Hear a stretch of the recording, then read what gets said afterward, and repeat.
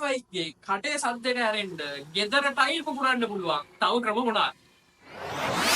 පළවෙනිම දේ තමයි ඔයා ගෙදරට අල්ලන ටයිල් එකේ ක්වොලිටි එක. මෙන්න මේ ක්වොලිටි එක අටු ටයිල් එකක් වුණොත් ඔයා ගෙදරට අල්ලන ටයිල් එක ඉක්මනට පුපුරන්න පුළුවන්.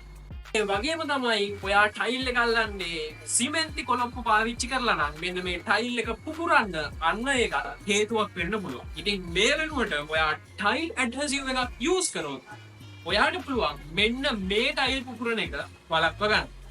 ඒ වගේම ඔයා සබ්ෆ්ලෝ එක හදද්දී තියෙන වැරදි හින්දා මෙන්න මේ ටයිල් එක පුපුරන්න පුළුවන්. ඉතින් ඔයා සිමෙන්ට් බෙඩ් එක කපනකොට බදාම ලේයර් එකට ලොකු ඝනකමක් තියලා හදන්න. ඉතින් ඔයා හරි ටයිල් එකක් තෝරගත්තොත් ඔයා ඇඩ්හෙසිව් එකක් යූස් කරොත් වගේම ඔයා සිමෙන්ට් බෙඩ් එක හරියට හදාගත්තොත් ඔයාගේ ගෙදර ටයිල් පුපුරන එක ඔයාට වළක්ව ගන්න පුළුවන්. ඔයාගේ ගෙදර ප්ලෑන් එක අඳින තැන ඉඳගෙන ඉන්ටීරියර් ඩිසයින් එක වෙනකම් හරියට ලස්සනට කරගන්න දැම්ම අපි ඔය කන්ටැක්ට් කරගන්න.